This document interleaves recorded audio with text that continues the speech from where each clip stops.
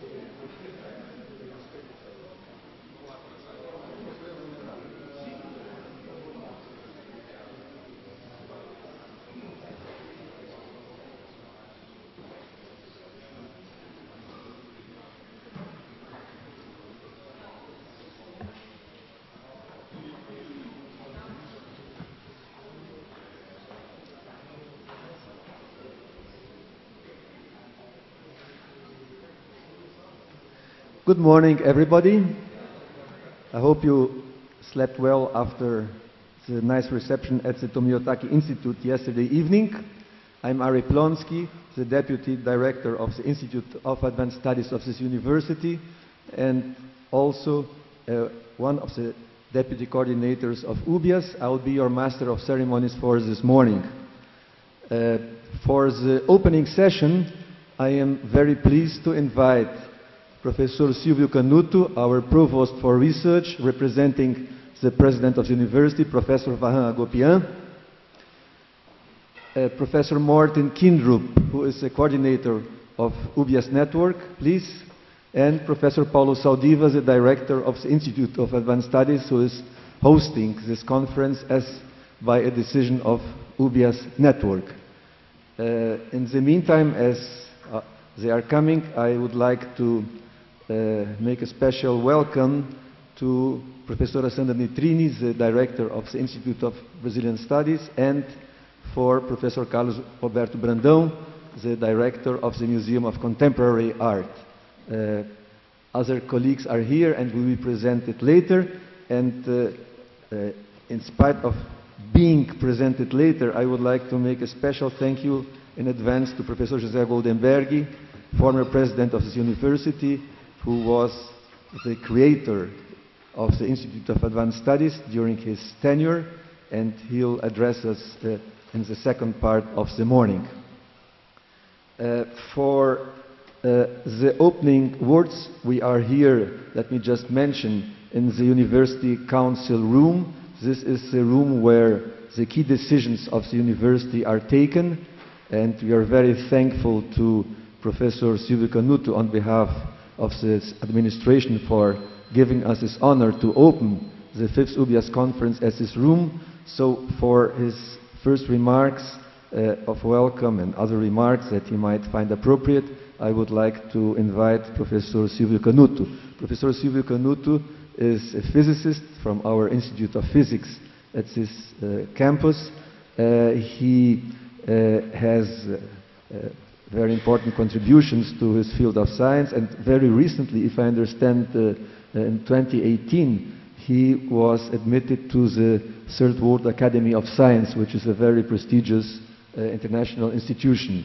Professor Silvio Canuto is the Provost for Research, I think less than 1 week, correct, Professor? Less than 1 week. So welcome. We wish you a wonderful, a very good tenure. And may I say that the Institute works very closely with the Provost Office for Research. We have several projects in common, and one of the projects that you know very well is the ICA. ICA 1, the first Intercontinental Academy, was only possible from our side because the Provost for Research, before Professor Silvio Canuto, was very helpful, and also the MOOC that will be shown on Thursday is a fruit of this partnership. Professor Silvio Canuto, please. Thank you, Ari. Thank you. So, good morning, ladies and gentlemen. I have to start by saying that it's a great pleasure for me to share this opening session with Professor Paulo Saldiva, my colleague from the University of São Paulo, and the chair, and Professor Morten Kyndrup from the Aarhus University. And I understand he's also director of the Aarhus Institute for Advanced Studies. So I'd like to also to mention that the Institute for Advanced Studies in the University of São Paulo was initiated in 1986 during the rectorship of Professor Goldenberg here present. So I think we have to pay this tribute to him.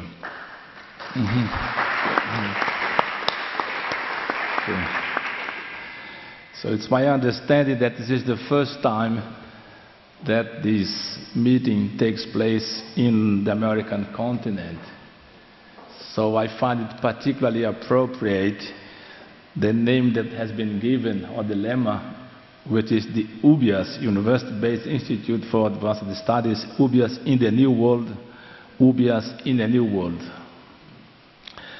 So, but let me please start by conveying, on behalf of Professor Vahan Agopian, who is the rector of the University of São Paulo, So a warm welcome and the best wishes for a very successful meeting. As already stated by Professor Plonsky, I'm taking the duties and responsibilities of being the new Dean of Research, and that's a position that I occupy for less than a week, as he mentioned. In fact, I could also say less than 5 days. So it's, in a sense, it's a real pleasure. I mean, it's a great honor, in fact, that with only 5 days, I'm taking place in an opening session of such important meeting. So I should also stress that I'm very pleased to be here today and to admit that we have several common programs with the University of São Paulo, the Institute for Advanced Studies, which is directed by Professor Saldiva and Professor Plonsky. So we are partners, and it's our commitment to keep this partnership promoting sabbatical of selected faculty members to develop studies at the Institute of Advanced Studies and to keep promoting our common events. Some of them in combination also with the São Paulo Academy of Science, and I have to acknowledge Professor Marcos Buckeridge, who is the president of the Academy of Science. So our office and the Institute for Advanced Study have many concerns in common. One is to promote interdisciplinary studies. So I find particularly interesting the series of events that we promote in common. And just to pick you one example, these are the strategic workshops that we develop in common and also with the Academy of São Paulo. So there are many examples that I could mention, but perhaps I should stress just as an example some trendy topics like nanotechnology that has been discussed last year. But not only those, we have also topics like bioeconomy, ethics on research, and other more urgent situations and conditions and problems such as environmental sciences. As we all know, innovation today involves more than just one regular discipline. So the emerging problems, including social demands, require the knowledge that's not bound to simply just one discipline. The present complexity of nature and society is not limited to the confines of just one discipline. And that's I would say, a world interest in interdisciplinary topics. Problems are getting more and more complex and may need cross-disciplinary approaches. I have a joke of my own, and that is to say that I work with molecular systems. So I normally say that the electron does not know if you are a physicist or a chemist. The electrons are just the electrons, and they behave the way they want it. So it doesn't matter if you are a physicist or a chemist. So depending on the problem, you do need interdisciplinary and cross-disciplines. We see physics in neuroscience, we see mathematical models in immunology, and so many other examples. So some discussions are now timely, and one of them is related to the approach towards development of science. There is a recent article, I think last month, in the Nature, and that's the worldview of nature, one aspect, and that says that let's put the PH back into the PhD. So the reason I'm stressing the subject of interdisciplinarity is basically to value one importance of the Institute for Advanced Studies. There are other aspects that are equally important. So the Office for Research that I'm sharing now promotes research, of course, of all disciplines and attempts to anticipate new emerging problems, and hence must take advantage of the intelligence that is established in the university. And in this regard, the Institute for Advanced Studies is a very important ally. I could see the program, just looking at the program of this conference, and I noticed that you discuss Intercontinental Academy, and also the selection of the topic of the year. So let me close my brief words by saying that I'm looking forward to learning from you. Thank you very much.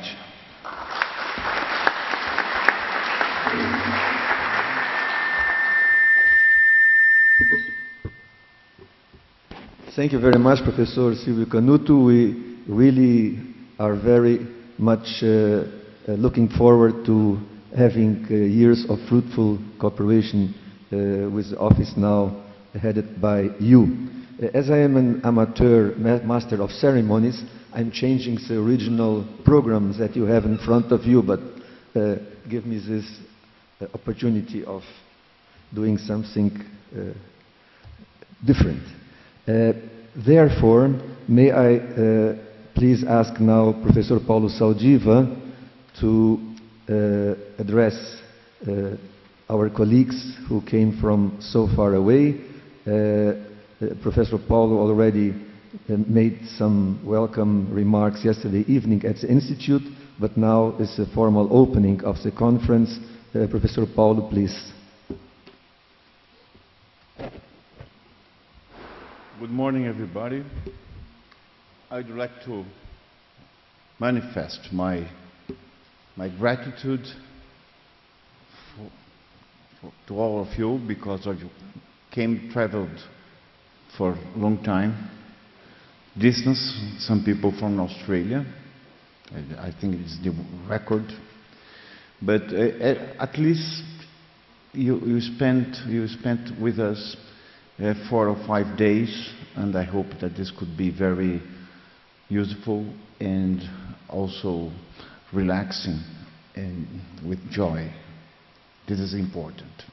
I'd like to thanks the Canuto, representing our rector, Professor Goldenberg, who was the creator of our institute, you for allowing us to host you in our institution. The world is quite complex and it's very complicated. We artificially separated different domains of knowledge in order to have a better glimpse of some areas important to the benefit of mankind.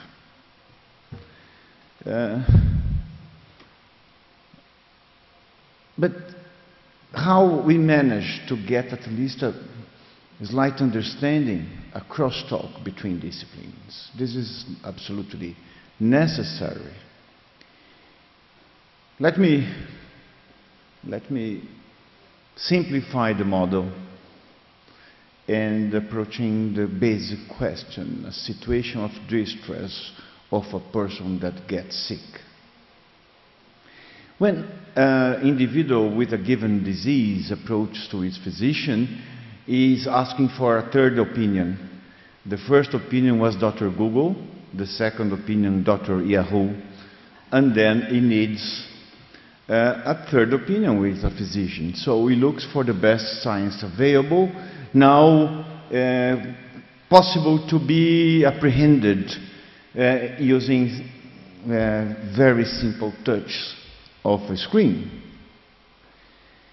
The second step, the patient also makes some philosophy. He wants to explain how this given disease occurred to him at this moment of his or her life, or what happened, why this happened to my son, or for those people that I love. And at the moment that the despair so if science and philosophy didn't manage to get him or her more relaxed, he goes to a church or any temple. So Descartes didn't kill God, just changed the address. When you have a scientist explaining a miraculous cure for the cancer, using a white coat like an angel, depending on the logo of the university, is an archangel or a very high-ranked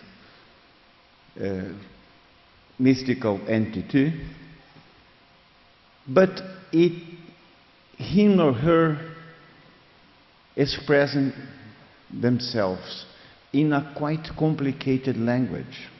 Your disease will be eradicated because we develop a miraculous drug that impedes the phosphorylation of second messenger of a given protein. And this will promote apoptosis through some pattern, some molecule that gets out of your mitochondria. So this is incomprehensible, as the scriptures and the Bible or any mystical book occurs, is present. So this is the divinity of science. And so in order to provide the benefit for humankind, we need to understand at least the need of science, the need for an explanation, a logical explanation, also deal with the spiritual values and principles of persons, of nations, or problems. I think this is the reason for the existence of Institute of Advanced Studies. You walked, or perhaps have a glimpse of our university spread out in a large area. And if a philosopher wants to talk with a biologist or a chemist, if he has to take his car, turn on a key, interaction is not possible. And global problems need international views and approaches. So I think this is the mission of the Institute of Advanced Studies, and the principal reason that we are meeting together, to provide global solutions for that encompasses the interests of different countries, different cultures, different values. And by understanding the disciplines, it's probable that we can understand people, and perhaps we can provide peace. Understanding of the diversity, able to catch the meaning of different areas of knowledge, perhaps it's a good way to understand the meaning of different cultures and different countries. So I am very happy to have such experience. Being part of an Institute of Advanced Studies is for me, it was for me, and is being for me, the most pleasant experience I have in my time. I was exposed to multidisciplinary research very late, so I was already, my connections, my neuronal connections were not so rapid or intense, but even in this situation, I was able to admire the beauty of addressing complex problems with the appropriate complexity. Again, thank you. I hope we have a very nice period discussing, creating and making a very nice multidisciplinary dish or plate or a recipe. Not as a Japanese cuisine, that you put everything in the plate but people, things didn't mix. You know exactly what you are eating. But I would go to French cuisine, that you eat and you are not able to recognize what you are eating. It's a different thing. It's a different solution. It's a combination. It's a fusion like bacteria do. I think this is the art of complexity. Thank you very much indeed.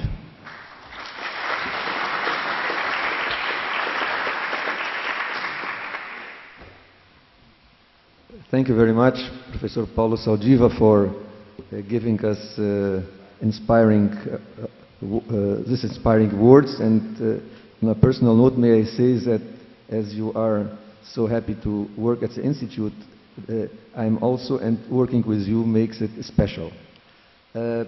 We have now the pleasure of receiving Professor Morten Kyndrup from University of Aarhus, the director of the Aarhus Institute of Advanced Studies, who is the coordinator of the network, and on behalf of the university, the institute, thank you for making this effort of bringing everybody here. Thank you, Ari. It is an honor for me and a great pleasure to welcome you all on behalf of UBIAS here in Sao Paulo. And let me add a warm thanks to IEA Sao Paulo for hosting us. UBIAS was founded, as you know, in 2010 in Freiburg, and was an initiative from FRIAS Freiburg.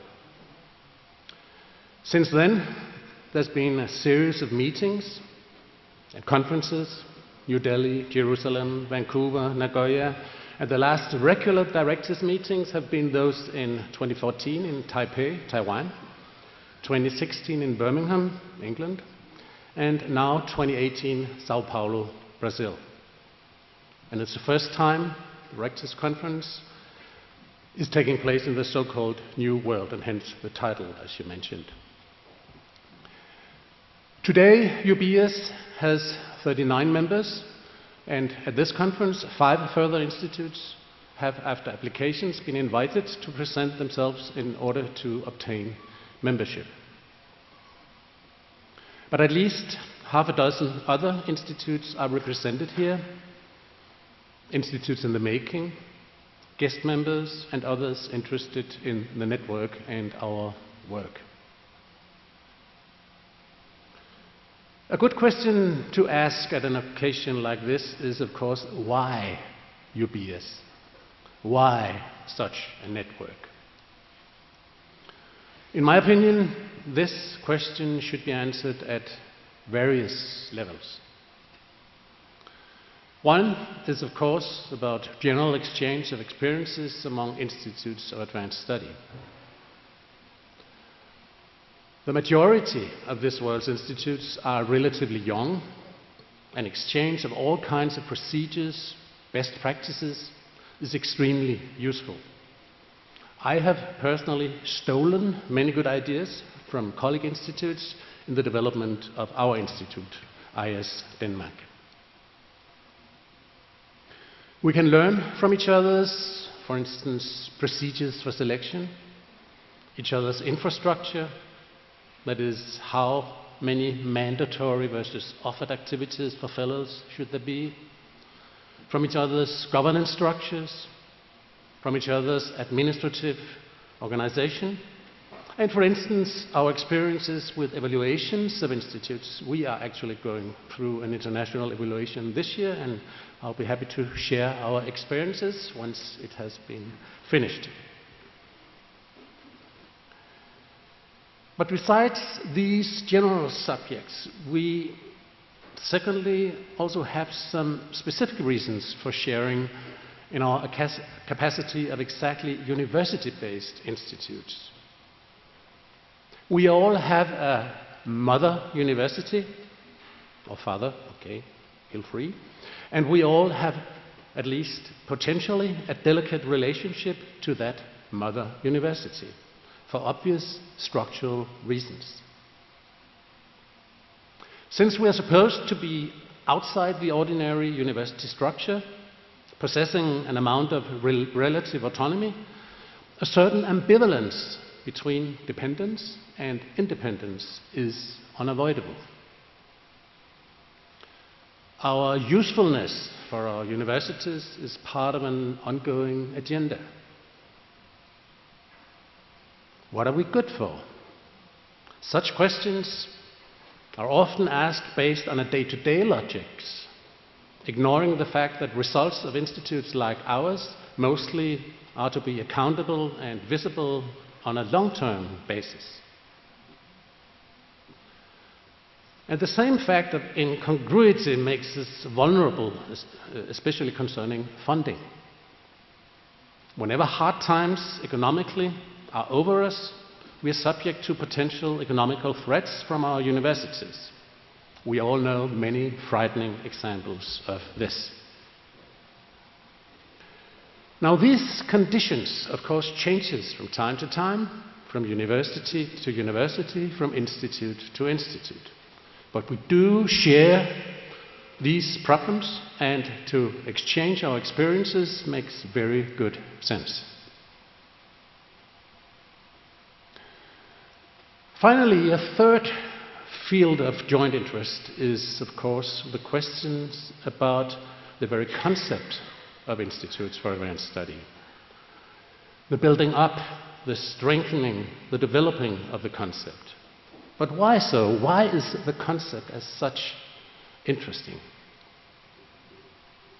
Well, obviously, the concept historically is connected with prestige, with symbolic value, with high status. This high status is important, yes, imperative for our endeavors to attract the best scholars. We are thus all obliged to accept and to respect the concept, without which we may degenerate into just a sign on the wall.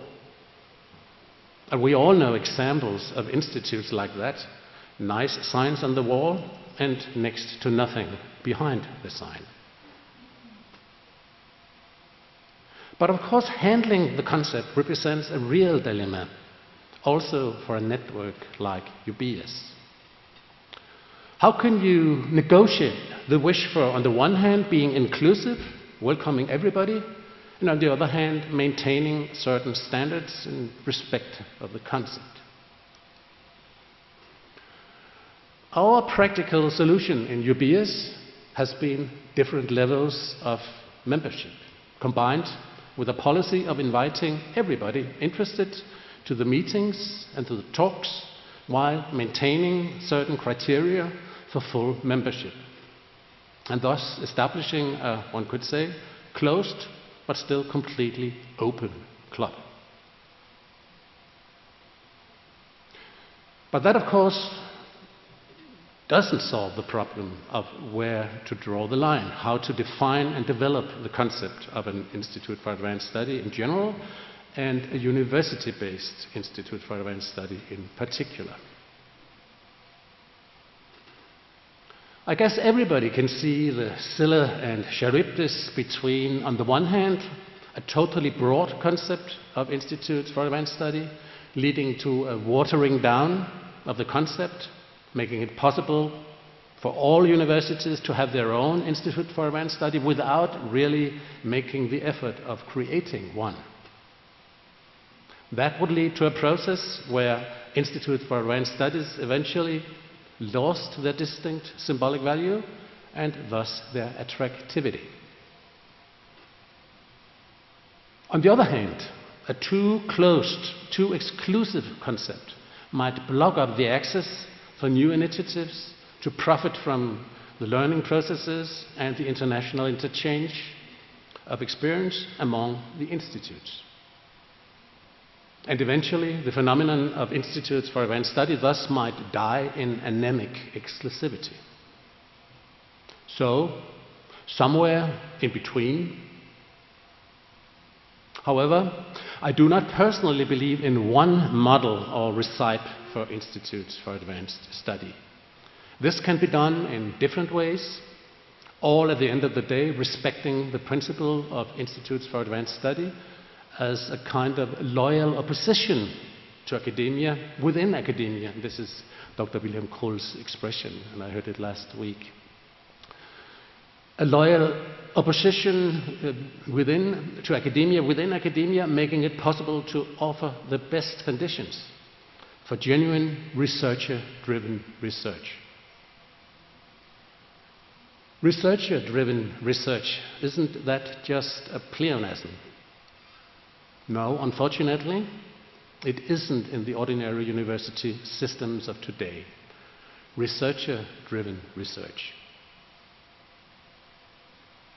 I hope this conference and our discussions will contribute to further developing and defining this balance between to lose and too narrow definitions of our work, between letting everybody in and ruling everybody out. And I hope, of course, that UBIAS as a network during this conference will grow even better and stronger as a joint platform for developing our institutes in the future. So, on behalf of UBIAS, once again, thank you, Sao Paulo, and welcome to Sao Paulo to this Directors' Conference. Thank you.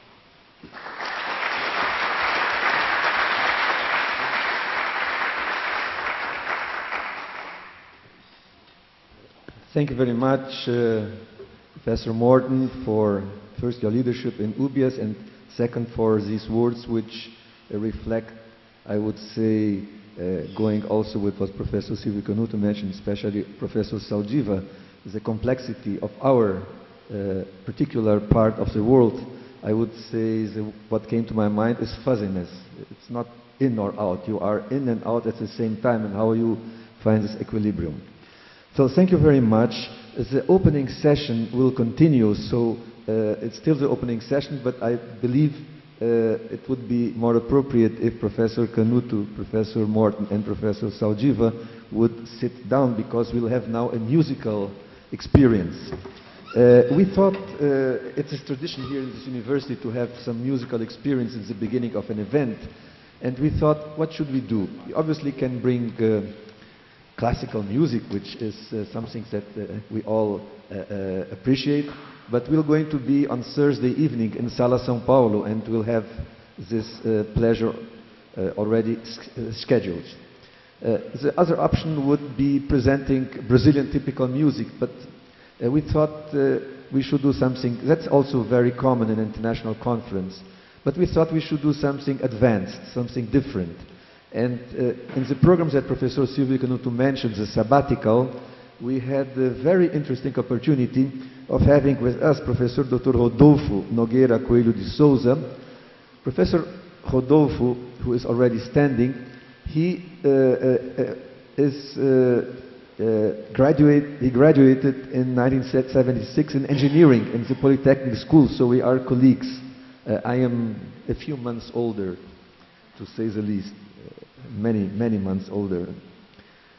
But Professor Rodolfo is really a professor, not in engineering, but is a professor in the campus of Ribeirão Preto, in the School of Music, in the area of music, in the philosophy school there, in the area of music. And his proposal for this period that he was at the Institute was to compose an opera, which has very interesting names that maybe he'll provide some hints, brief hints about. Invention of an Opera, a Pascal Machine in Pernagua. It is a research in experimental art and innovation in soundology, if I have a more or less a translation.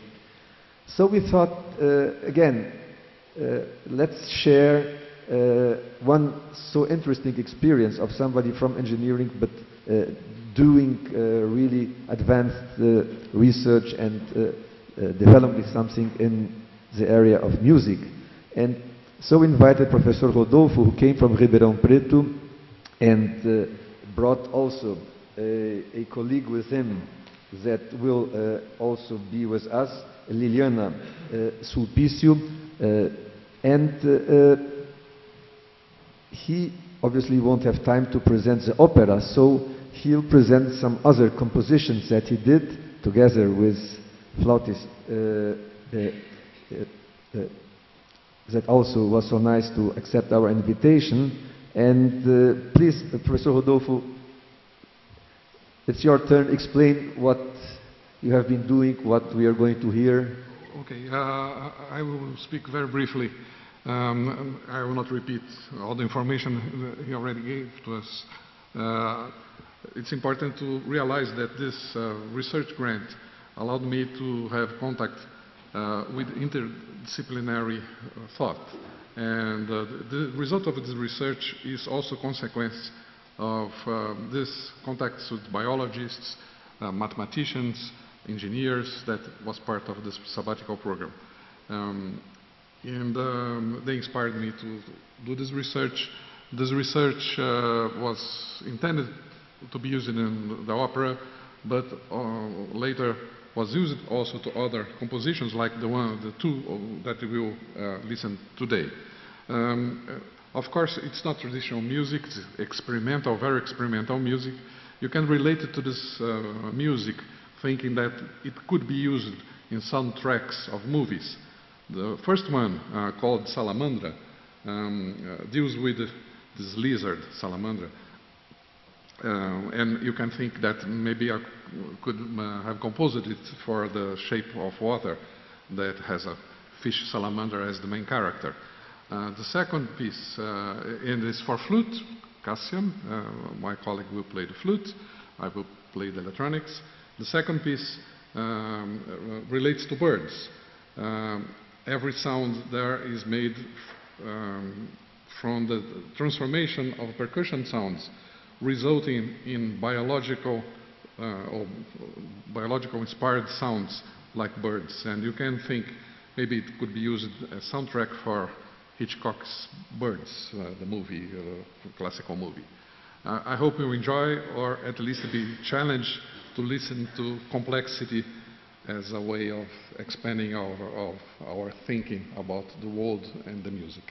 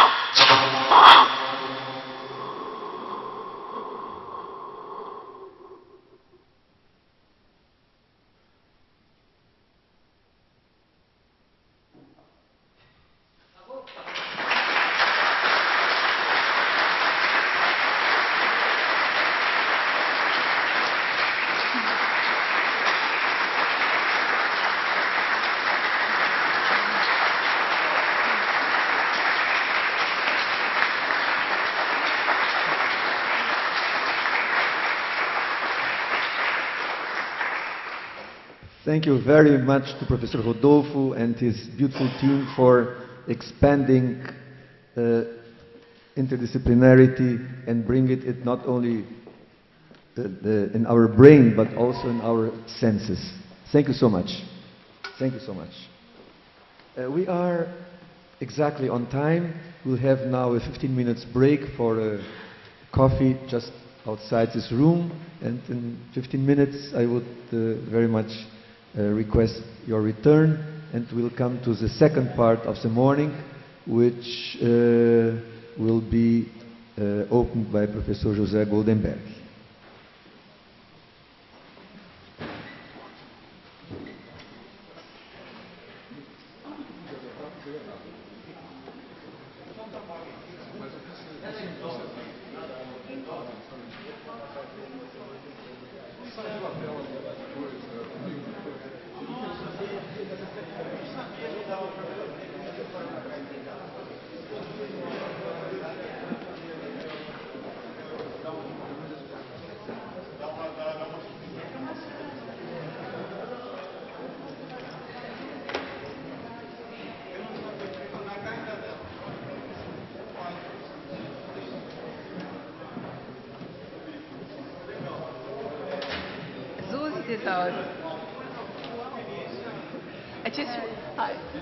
Wonderful, I loved it.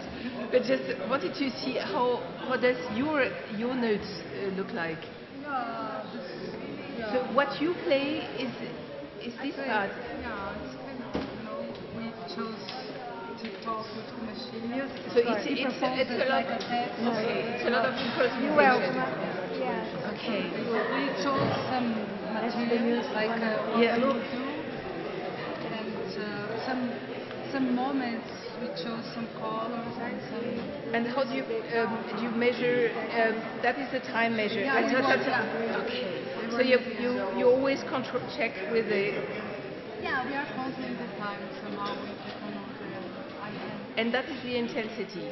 So that Those are like a little. It's not exactly. Yeah. For example, in this passage, I always use this instrument. Here I start doing taps. There are some sizes. But sometimes the taps are different.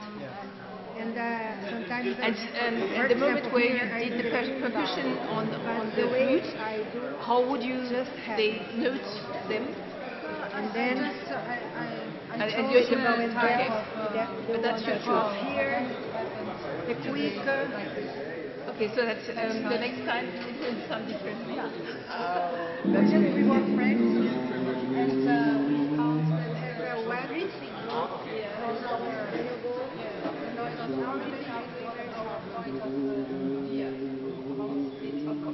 But just like then you have all the.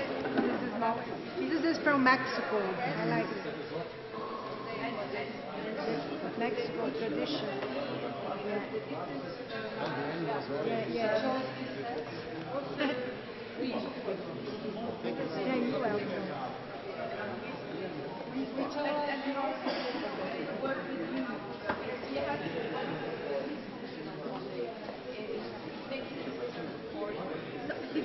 He composed this interaction, and the research is kind of we are interacting with all the machines. We are studying. Me too. I was finishing my doctorate degree with teaching. Yeah, that's great. And I'm beginning to be a teacher as well here at the university. But what I'm very interested in is how we interact in the space, because when you use the machine, does it change your understanding of the sounds? And you react to them. As quickly as that. If you meant it, sometimes you choose something and you were working perfectly well together, and you emphasize the tone that you choose. So So that the mixing was almost as if it had been... Veronique. Yeah, Veronique. Veronique, this is something that we are also learning why. Because in the art of the improvisation is something very old. But then it happens. É verdade, isso vale a pena. It just happens. We feel like why? I don't know, because I also thought, wow, she did that, and I was just together, but it was, it happens, yeah, it happens. But I mean, we know that from jazz. yeah, but it's a bit different, because jazz is really, It's structured. yeah. It's very structured. Do you play as well? I played better classical music. So Me that too, I'm the first flute here in the opera house. Opera house, but I'm studying. What do you play? Piano. But I can't improvise, unfortunately. But you should try. And for your instrument, you have a big one or a small one? I have the chance of having a big one. You can. Then you can really find a new word. It's amazing.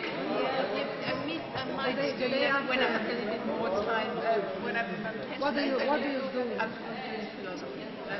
So that's the point of the time, the tempo. Absolutely. It's very And the freedom. And I love the piano. I play by the notes, and sometimes it has something very constraining because you're always working on exactly what you read, and it's a discipline, you know, that also in philosophy to interpret a scholar and to read exactly what he was reading. But the other way is to think yourself and to improve. The other is to think yourself. And I would love to have these both ways. I do that in philosophy, but I don't do that in music. But you should, because your philosophy will get better. I'm sure. I'm sure, because then it's a kind of you come here. It was a long way to get rid of all the corsets or but you know, every day you should sit on your piano, and before you just try what your feelings, the feelings. You just try. You propose yourself, and sometimes will come only one sound. That's enough. It's enough for today. It's a nice start. It's a nice start. Yeah, I like it. Also to begin and to get something a little bit. Or to give, because we all know we have a lot to say, good and bad. But it was beautiful. I really love it. We love that you like it, because we didn't know what will come today. It's a kind of adventure. I didn't know what I was to expect here, but I was just Where do you teach? I'm Swiss, from the French part of Switzerland, but I'm in Germany. In Germany? Which city? In Bielefeld. It's rather in the central north. I don't know if you've been in Germany. Yeah. You travel, of course, a lot with the orchestra. No, thanks God. This orchestra doesn't travel a lot. Okay. But sometimes we travel doing other stuff. We do our work. Yeah, that's fine. Are you going to play? We go to the Sala São Paulo. No, but I'm playing the theater in the opera house. Yeah, it's small here. Have you been there? No, I just arrived yesterday. It's not so big. It's like 1,500 people, but all appearing. What do you have now? At this moment, you want to have a or you have to? Well, maybe I have to back. Oh, okay. But maybe I meet you there. Yeah, but the theater you can go just to visit. Are you spending 4 days or 5 days? Yeah. After that, I spent 3 days in Rio and then I have to go back.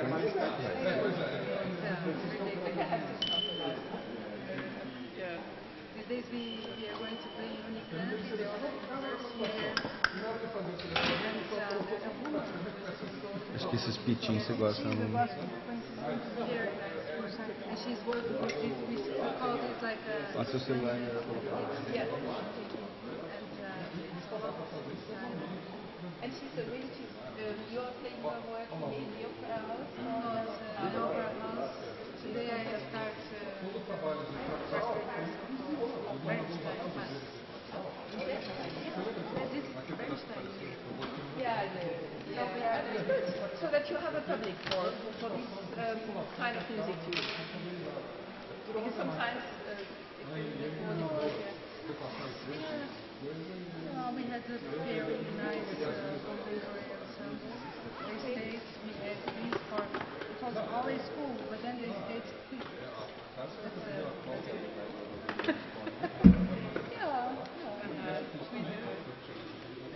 And he's also going to leave, or he's just stayed for 1 year? Or? Yeah, No, there's a teacher here at the university, but I thought they had all year grants and was he was in the institute for 1 year, like a sabbatic year, dealing with all this research. but he still is staying here. Yeah, at least more 5 years, I guess, he will stay. Fine, perhaps. Very nice to meet you, and have a nice time.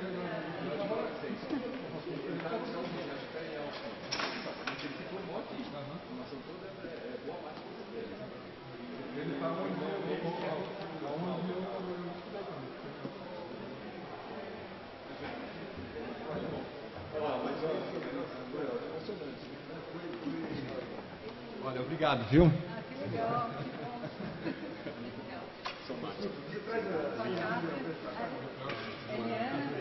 legal, que legal.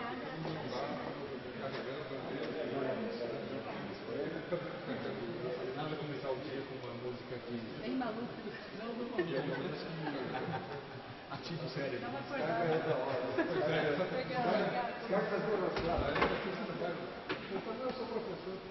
Ah, eu sou professor. Eu sou professor. É o processo. Puxa vida. Mas a busca não é. É muito molhada a proposta. Nós estamos fazendo isso. Eu acho que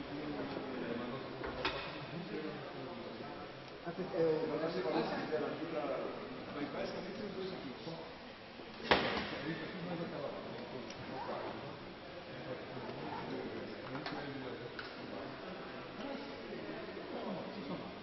Se terminar o extremo, nós somos muito longe do que então se eu colocar as coisas, a gente se calcula uma soma, parte, uma dialeta, então eu eliminei a espacialização, para ficar mais o resultado é um pouco mais alegre. Às vezes você fala, tem espacialização,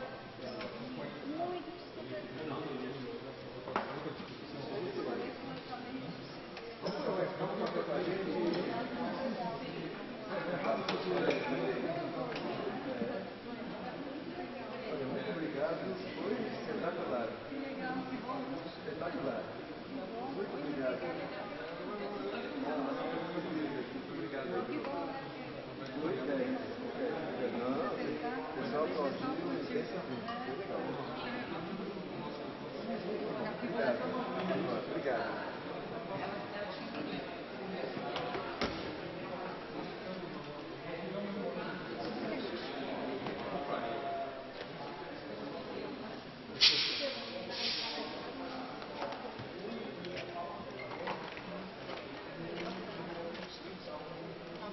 Eu preciso desligar essas coisas aqui, tá? Vou desligar depois eu volto, tá? Não, obrigado. Tá tudo igual. Tá, isso. Não, tá tudo bem. Não é rápido, é só eu desligar essas coisas aqui. Eu acho que não vai dar tempo de eu tirar até colher tudo. Senão eu vou atrapalhar essa conferência.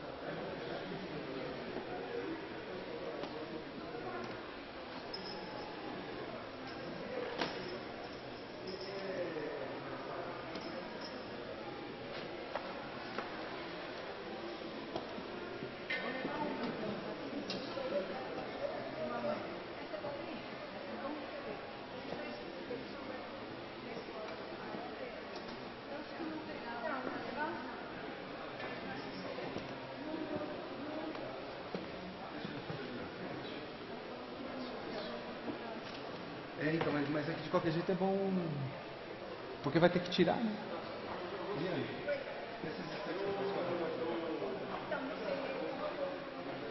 Isso aqui eu vou levar? Queria dar uma arrumada nele. O que acha? Eu acho que isso aqui talvez isso eu vou fazer.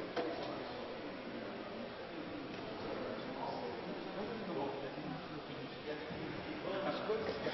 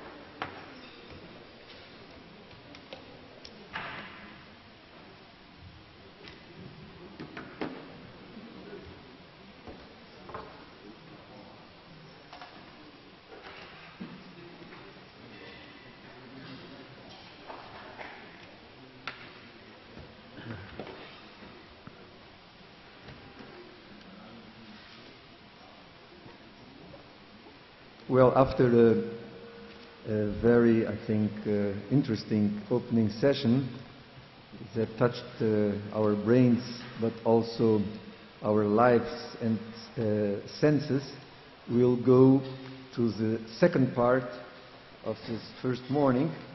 And the second part was thought as giving you an opportunity to enter a bit in our institute, as you are going to be with us for the rest of this week.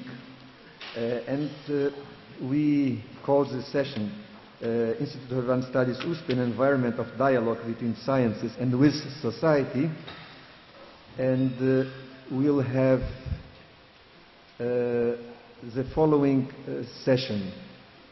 Firstly, we'll have Professor José Goldenberg.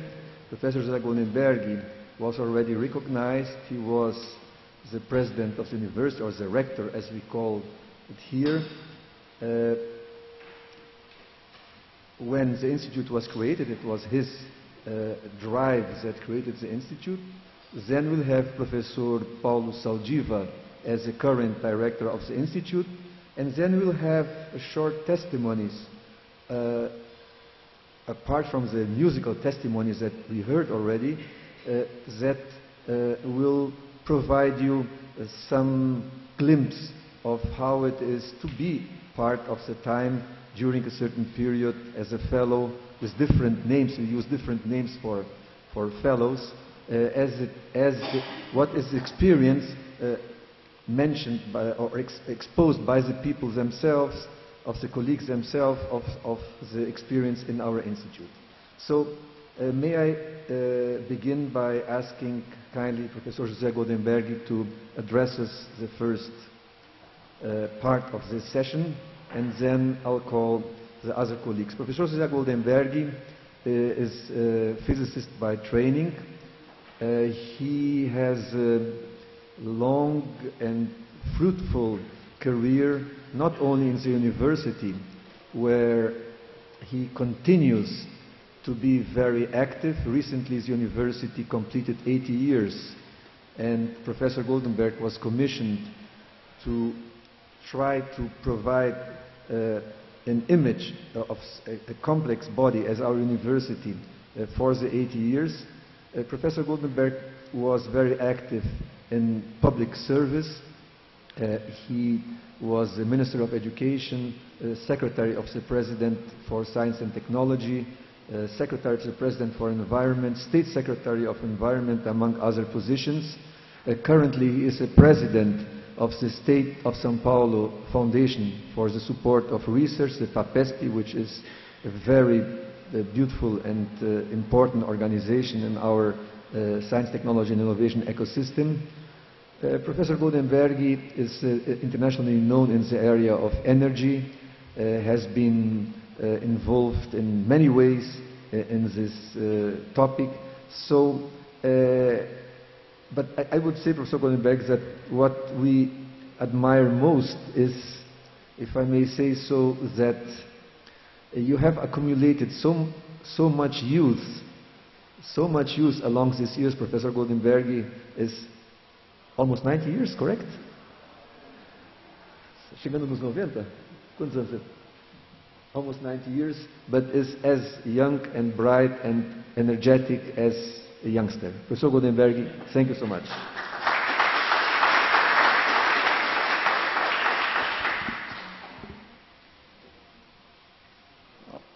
Professor Plonsky asked me to respond to two questions. The first one is why the Institute for Advanced Studies of the University of São Paulo was created and what for.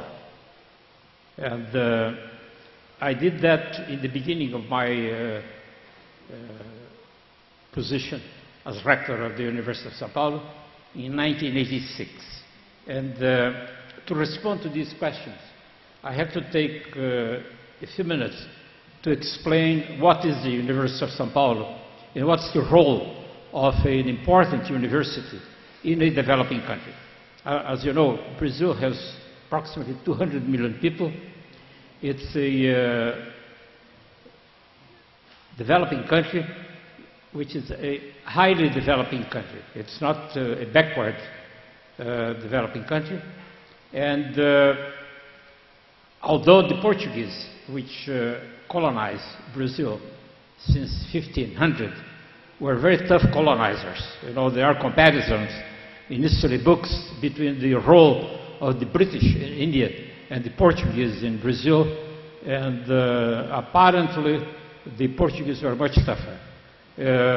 You know, printing presses were forbidden in Brazil until the 19th century in Brazil. So it was a tough country. However, over the years, in the 19th century, it was evident that one needed technical schools, and it was impossible, therefore, for the running elites at that time, for the aristocracy, not to establish schools that would serve the economic development of the country.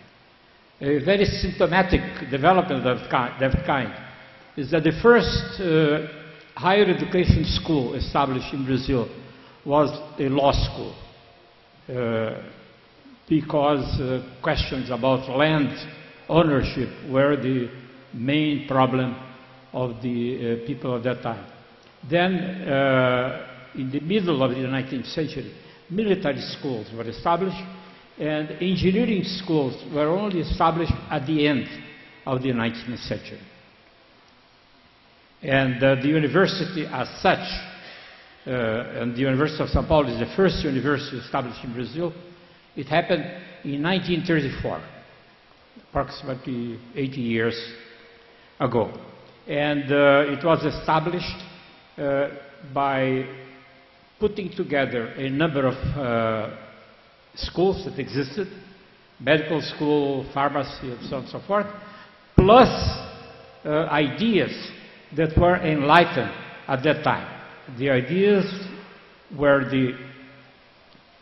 basically the idea that the university is not an agglomeration of schools, but it's a place where people worry about new developments and research and understanding of what's going on in the world.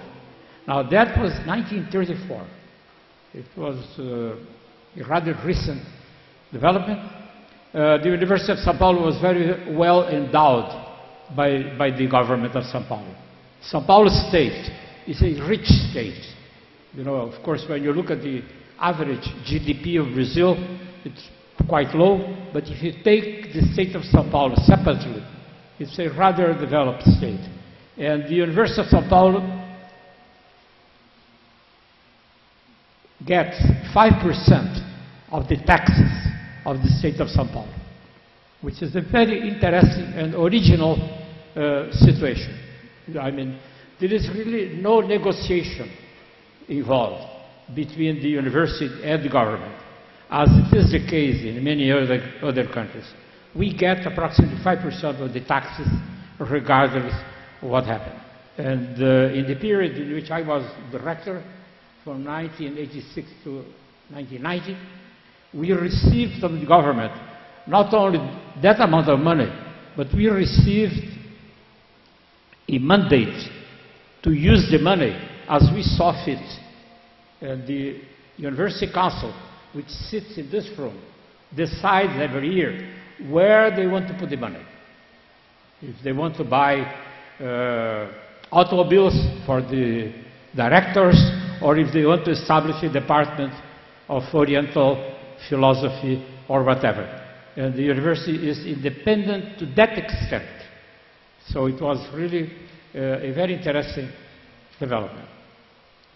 Now, the point is the following, is that as you look at the campus of the University of São Paulo, this is not the only campus of the University of São Paulo, but it's the largest.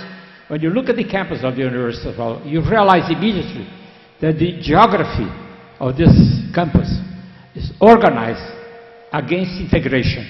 You know, you have to walk 2 or 3 miles to find your colleagues. And it's an idea that originated many, many years ago, And it was a pretty bad idea. But it is in the DNA of the university. So, as you see, the sector of chemistry is up in the hill. The sector that deals with medicine is somewhere else, and so forth. And you never meet people except the people that work in the same department that you work. That was the situation in 1986. There was an absolute lack of integrity. There are, of course, historical reasons for that. These reasons exist in your own universities. You know, because the 20th century was a century in which the departments of chemistry developed tremendously because of the First World War, which was the war in which explosives were used in large quantity, regular explosives. Now, in the Second World War, nuclear weapons were developed, as well as radar and other instruments, by physicists. So these departments became very, very important, and they became worlds in themselves. There was almost no communication between these departments. So as soon as I became rector of the University of São Paulo, I realized that it was very difficult to talk to people. The only way to talk to people was to summon them to my office. You know, and if there was an important visitor, which was usual at São Paulo, there was no place for these important visitors to talk.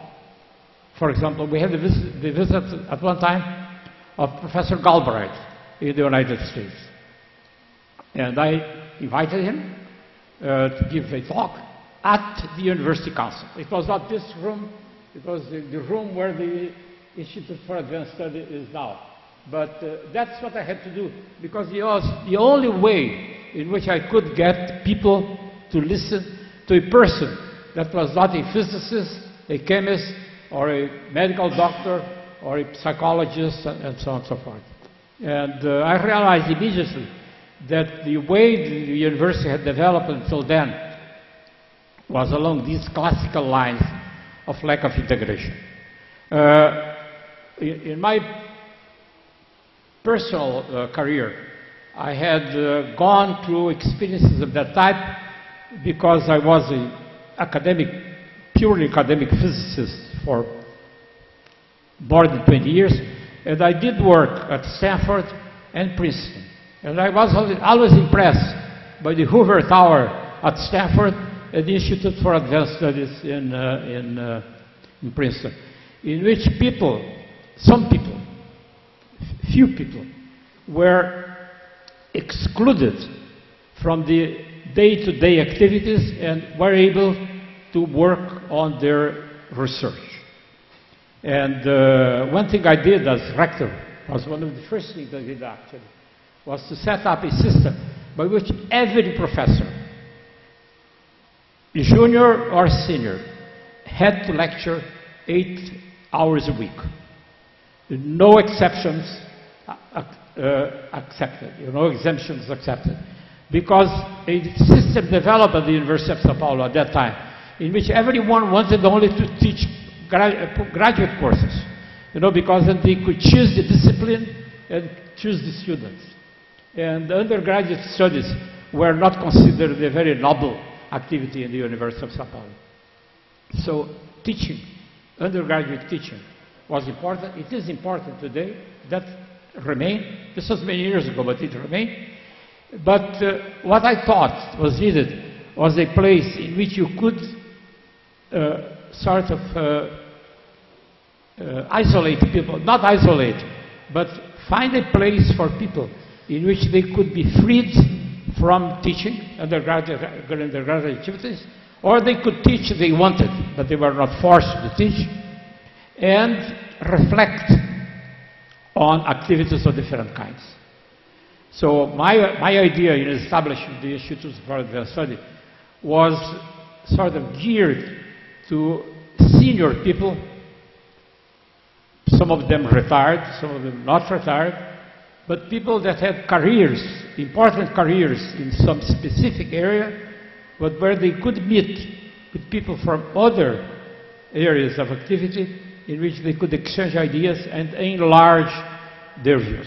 So typical exercise was to write a book, free from other compromises at the university. And visitors, of course, which I thought was very important, because they would bring new views into the university. Generally speaking, not only at the level of graduate students, but at the level of education in general and universities in Brazil, what I consider important is that, and this is why the University of São Paulo has international activities of many kinds, and FAPESP, the Foundation for the Support of Science in São Paulo, supports the universities to a very large extent, is to expose local people, Brazilians, to the developments going on in the world. Not only technology, but only in political science and other areas, in order that the people running the activities in the country can pick up the best ideas that are applicable to for the development in Brazil. That's the rationale for the support of research. We do put a lot of money into research, not because we are sort of naive to the point of believing that we can do better in artificial photosynthesis than Harvard can do. No, we are not naive to that point. But we want to understand what they are doing, because it might be extremely relevant for the preservation and utilization of forests in Brazil. That's the rationale for the support of science and technology. And the Institute for Advanced Study has an important role in doing that. And indeed, the first director that I appointed for the Institute for Advanced Studies was an historian, which is, I think, typical of the choices I was able to make. Because I thought a man with a historical perspective, could play an important role. It was a professor of history, Carlos Guilherme Mota, which I think did an interesting job in attracting big names. The big names are not attracted because they were in Facebook and so on, but because they had written important books, and we wanted to expose local people to these ideas. Before being appointed rector of the University of São Paulo, I was very involved in the mid-70s, beginning of the 80s, in important discussions about public policy in Brazil. Because there was a tremendous discussion here in 1975, 1980, at that time, under a military government, of the idea of Brazil developing nuclear weapons. It was a development at that time which is very similar to the development of Iran these days, and North Korea, because the military thought that the possession of nuclear weapons would be an important vector for the development of the country. And technically that's incorrect. Brazil had plenty of hydroelectric resources, so the production of electricity could be made by other sources and not by nuclear energy. And there was a discussion about what was the need for Brazil to engage in a huge nuclear program. And that's a problem of public policy. And I learned about public policy. And then later on, when I worked in the government, as Professor Plonsky mentioned, at the state government and the federal government, I really understood what policy making is. I mean, you make a wrong decision, and billions of dollars are spent in the wrong direction. You make the right decision, and you don't spend any money, or very little money, and you can achieve your head. So public policy is very, very important, and I thought always, responding to the second part of the question, is that the work of the Institute for Advanced Study which mixes people from different areas, could be an important place for the formulation of public policies. And I insisted right from the beginning that the Institute was to be completely independent. The choice of visitors was the responsibility of the Institute. And there was an episode which was very interesting, which I'm going to relate to you because it's little known, and I think it has something to do with the spirit of the Institute for Advanced Study of the University of São Paulo. At the end of my period as rector, the idea of Brazil producing nuclear weapons was abandoned, practically abandoned, and the person that was pushing for that program was a man that was an ambassador at the Ministry of Foreign Affairs, and he was, basically disgraced because the project that he was pushing with the military didn't go anywhere. Paulo Nogueira Batista.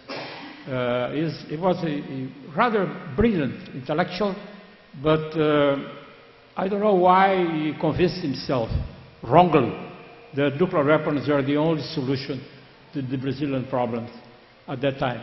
By the end of my tenure as rector of the University of São Paulo, he was disgraced from the public service. And it was suggested that he be invited to come to the Institute for Advanced Study as a sabbatical from the Ministry of Foreign Affairs for 6 months or a year to think and write if needed. And people were afraid that as a rector I would veto the invitation to Paulo Nogueira Batista. I not only did not veto, but I encouraged that to happen, because I think it was very important for the advancement of the understanding of what was happening in Brazil, the work of a person that really has responsibilities in that area. And I think that over the years, many of these episodes took place, and I think the Institute for Advanced Study became a sort of a heaven for people that want to get away from day-to-day lecturing or want to spend a sabbatical at the Institute. Some people take sabbaticals and they don't want to go abroad. And I think the Institute is very good for that. That's concluding. I think the Institute, because that question was asked too, the Institute should not have permanent people. People should not be there for life. I know the Institute for Advanced Studies at Princeton is different, but the original conception of our institute, the idea is that people would come for a period and then go. Because I don't think the institute should be a replacement for people that are unhappy in their departments and come to the Institute for Advanced Studies to protect themselves from an obnoxious head of department or whatever. So it's no substitute for the problems of the university. The university has to solve these problems at the department level. The institute is not geared for that. So basically, that's my response to the tough questions that you made. Thank you very much.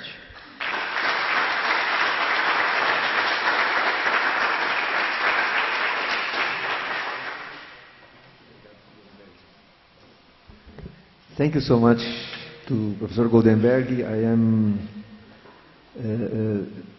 a witness that the period that he was rector, 86 to 90, was a transformative period in the University of São Paulo for many reasons, and one of the reasons obviously was the creation of the Institute, but there are many other contributions, and that period is fondly remembered. It was not an easy period because, as you see, Professor Goldenberg is a person that challenges. He is not soft in the sense everything is nice.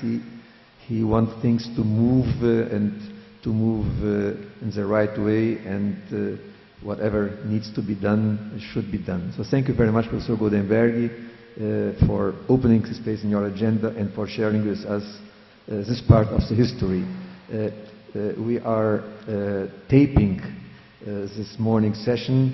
The other days are closed, but the taping and also transmitting through internet. So I think these words are part of the history of the university and the history of the UBIAS collective network of advanced studies institutes. As the next speaker, I invite Paulo Saldiva, who has the responsibility of taking what all our predecessors had to do, beginning with Professor Carlos Guilherme Mota, as mentioned, and Professor Paulo will address about the current understanding of what we are doing, for what purpose, and as Paulo is coming, may I just highlight the presence of some dear colleagues here. Professor Luis Bevilacqua. Professor Luis Bevilacqua is one of his visiting professors, fellows. And by the way, Professor Rodolfo mentioned that part of his music, Professor Rodolfo is an engineer, so all of what he does is equations. And part of the equations which have to do with fractals in the music were provided by Professor Luis Bevilacqua, who is sitting there and will accompany us. Also Professor Alberto Pfeiffer, who is going to be on Thursday afternoon in the session which deals exactly, which was Professor Goldenberg mentioned, the Institute of Advanced Studies and Societies is joining us now also to get together. So thank you very much for you to be here with us. Paulo, please.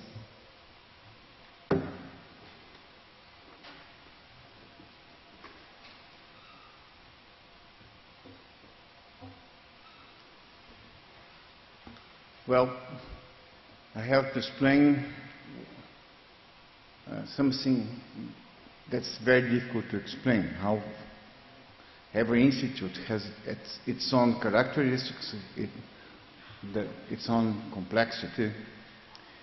But I think I can resume our institute in terms of how it functions and which are the main topics that are planning to develop.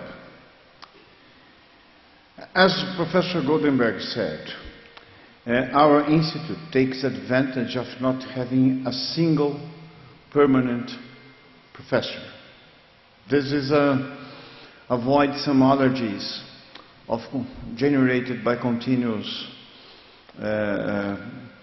contacts, and also takes out the feeling of possession that we at the university, we think that you are owners of some space or some area or some knowledge. So this is good because I think that many of you that have also formal appointment at the university, there are some meetings that you get out worse than you entered. So I think there's some kind of neuronal destruction in some university meetings. But in the case of the Institute of Advanced Studies, it's quite rewarding and you get out better than you entered. So it's a marked improvement. And the second topic is that we are benefited by the predecessors, my predecessors, with a group of support team of high quality, motivated, proud to be part of our institute. We also have an enormous benefit of not being trapped by university bureaucracy. As universities grow, it becomes a place dominated by bureaucracy, and the fall is to say, no, it's not possible. And when you have a very small bureaucracy, therefore, yes, this can be done, or at least is worth to try.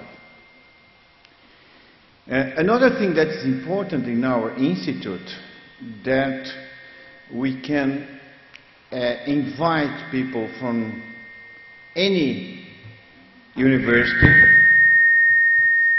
is a stupidity detector. They have installed this when I saw it, so it warns me that I'm getting out of the script. It's very advanced. We tested in our Congress, and it didn't work. It was overloaded. But anyways, the idea is that you can. I always do a joke that NASA launched a satellite to capture evidence of intelligent life outside Earth, and when the satellite was over Brazil, it detected very strong signals of intelligent life outside our university. This was a very shocking information. And so in my case, in my office, there is a dark hole, which is not very good for my self-esteem. But we can invite anybody, from the private sector, with or without a master or PhD degree, if it's necessary to compose or to produce a given group. So it's not, it's like a just-in-time program. Whenever you need an external competency, you can aggregate it to our groups of study. Is it possible to evaluate, for instance, popular art or popular music without inviting musicians?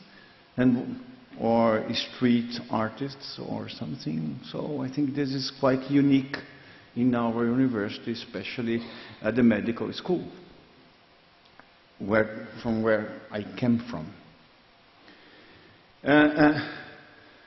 Indeed, my feeling is that when you enter in an institute like ours, and probably certainly yours, it's very difficult to return to the original place. You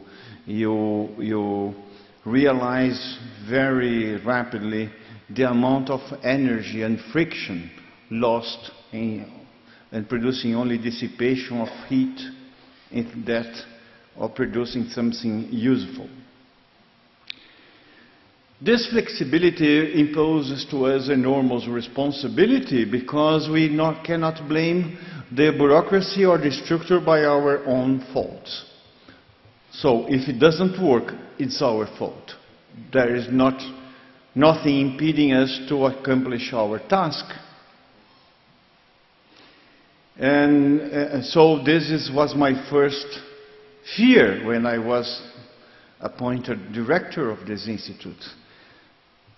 I can't blame anybody except myself for not making this to work. And also there is another characteristic that I noticed in our institute. If I have to propose a material symbol of modernity, of the way of living nowadays, is the selfie stick. We are always focusing on ourselves. You are in a place and you are in a first position in respect to everything. You can see this at the streets, in the discussions, in the bus lines, but also in the university. All the mechanisms of progression in the university is based on the grants and your publications, and people that spend time taking or considering the possibility of addressing complexity, they changed the length of the smartphone to not the selfie camera, but also to the surroundings. So you open your heart, you open your sensitivity, and open your mind. What you are doing and planning to do? First is a diagnosis of the challenges of a public university, especially in Latin America. How we can survive bureaucracy, how it can provide multidisciplinary research, but is not keeping the multidisciplinary research or teaching or learning. I think learning is better than teaching, much better. Not restricted to our institute, but also how we contaminate this outside. How we can take people from their comfort zone. When you got used to talk with your peers, your comrades, and people that understand exactly what they are saying. How emerge in the danger of ignorance, or perhaps better, complementarity. So your opinion can be modified by the opinion of others. And this is vital for a university, because if in the university you don't have debate, the university is dead. As a pathologist, I can assure you that I understand exactly the meaning of death. In fact, the mystery is not the death. I can sign a death certificate, but the mystery is life. I cannot sign a life certificate.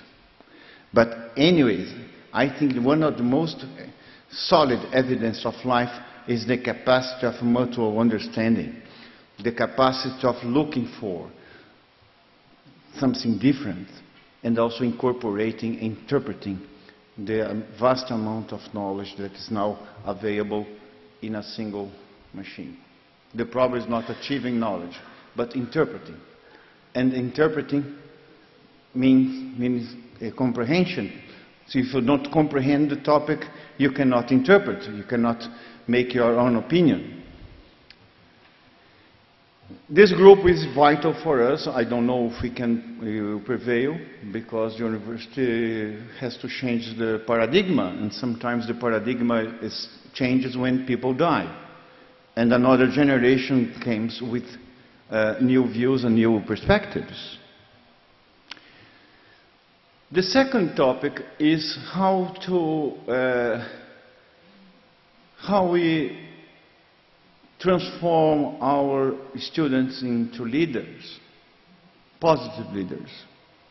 I think I can say that Brazil is not very good at this moment in forming leaders, but I think this is a world challenge as well. How we can deal with differences, and how you balance your own stability with the stability, and how we deal with commodities and commons. I think this is a big challenge. How we establish an economy based on commons. We produce knowledge, we share our knowledge, but we still keep. How we evaluate this? How you promote equity, at the same time you get funded as well. For instance, I have a personal opinion. Medical knowledge should be considered a common, not a commodity. But how we keep the things working, how we imagine a new economic system able to evaluate this. I think this is another challenge of our general topic in our institute. The third topic is how we deal with this biology of cities. Not urbanism, but biology of cities. Cities are living organisms. In Brazil, we experience a marked increase in a rapid urbanization. I can do the diagnosis of my city is an obese patient. So São Paulo grew more than the structure was able to support. Has a severe atherosclerosis by metallic thrombi with 4 wheels. We have diarrhea contaminating our water. We have renal insufficiency, so we cannot filter the water. We have autoimmune diseases because cells supposedly designed to defend the cells that we are parts of this organ, sometimes kill ourselves. We have a kind of, I think, dementia. The directing neurons rapidly forget what they promise. How we can solve the questions of urbanity, the different cities that are growing, decreasing the quality and retroceding in some aspects to medieval times, where you have new barons, new militia, and very low respect for the central authority. This is indeed, we have more refugees than Syria, but our refugees don't cross the Mediterranean because we are internal refugees. How we deal with this question, how we recover our territory, how we provide ways of providing equity. Finally, we are addressing cross-border aspects. Let me show an example. We had a musical experience.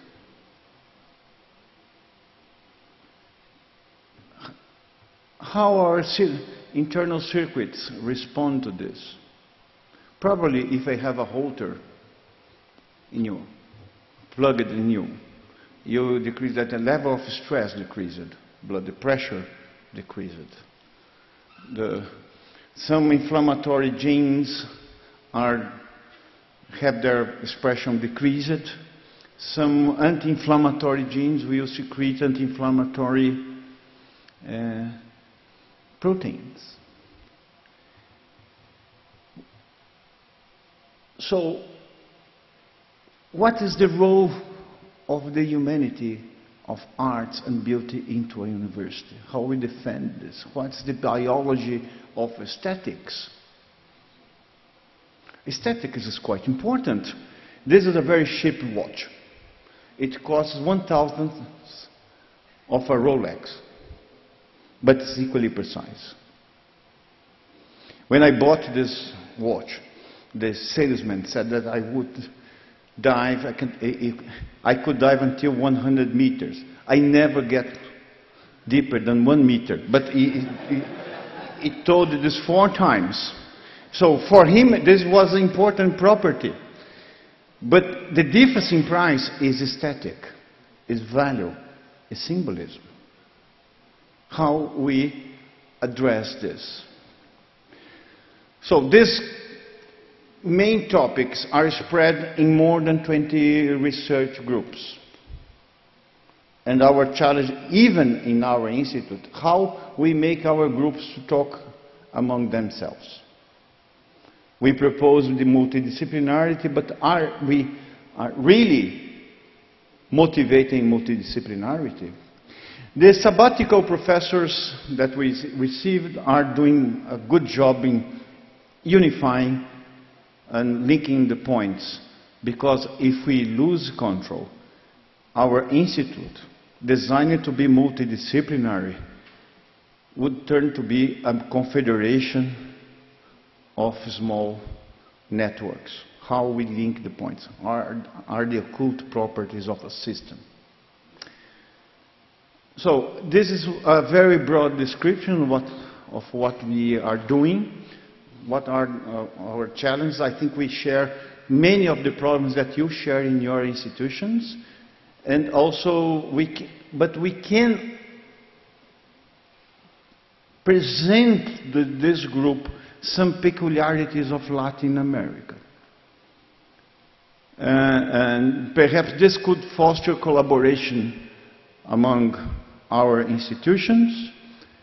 And again, the opportunity, it's very difficult and very unusual for me to have intelligent people hearing me with attention.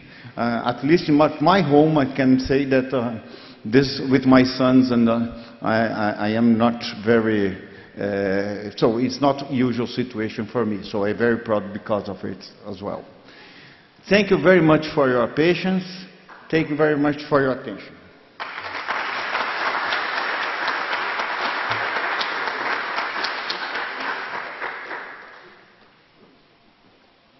Okay, thank you, Paulo. And now we'll have three short testimonies. And the first one is of Professor Massimo Canevacci. Welcome back. In spite of having finished his term, he is always with us, so you're welcome.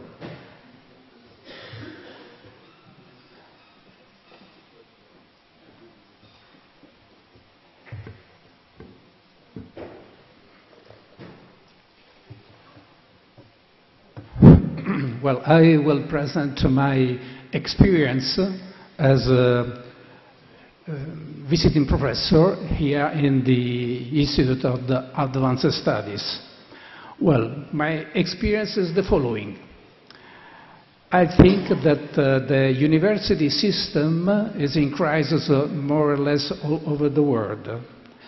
The traditional division of discipline, faculty, department, curriculum vitae is not adequate to contemporary challenge in my experience.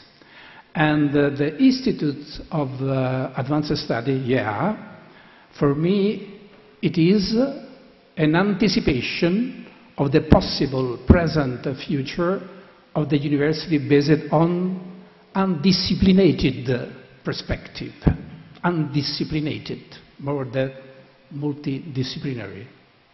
Every scholar, in my opinion, may affirm his or her own autonomous relation with other scholars beyond the disciplinary boundaries. My relation with the director, that time director Martin Grossman, was for me exemplary. His formation on communication, art, museum, digital culture was favoring my project in my total autonomy. And my project was the following. This is the second point. Self-representation. I am a cultural anthropologist. I discovered this concept, self-representation, on my ethnographic research in native culture in Mato Grosso, first Chavante and then the Bororo. Bororo culture just in the same village, Aldeia, where Lévi-Strauss wrote his very famous book, Triste Tropique. And I can say that the Bororo culture are not still triste or sad. And this kind of research on self-representation, my principal methodology was based in a transitive between the Aldeia and the metropolis, between São Paulo and Meruri. This kind of multi-sited ethnography is just my methodological and also political project. So, in this kind of research, one keyword was the ubiquity concept.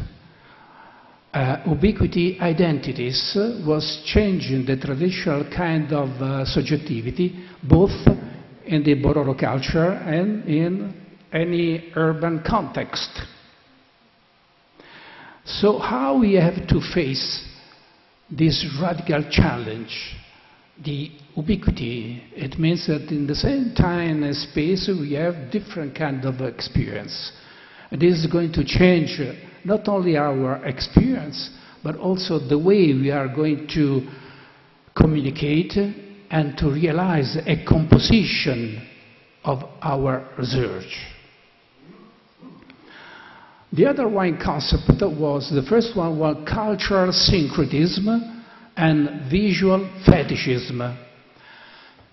My aim is to liberate syncretism and fetishism from the colonial and post-colonial tradition.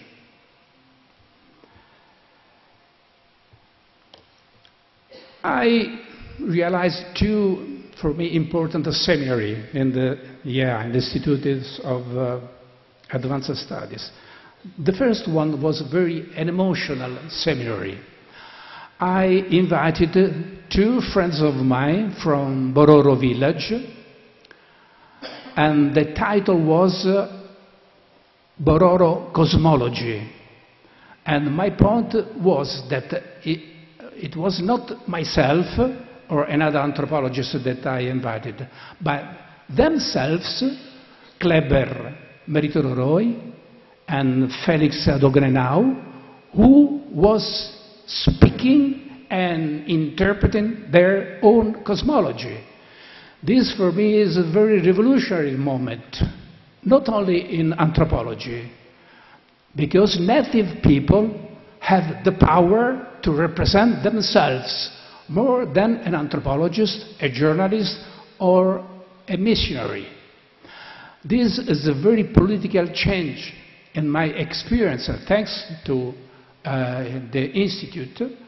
And I can say that when Kleber and Felix were talking and also singing here, it was perhaps a milestone for me and also for humanities. The second seminary was about time.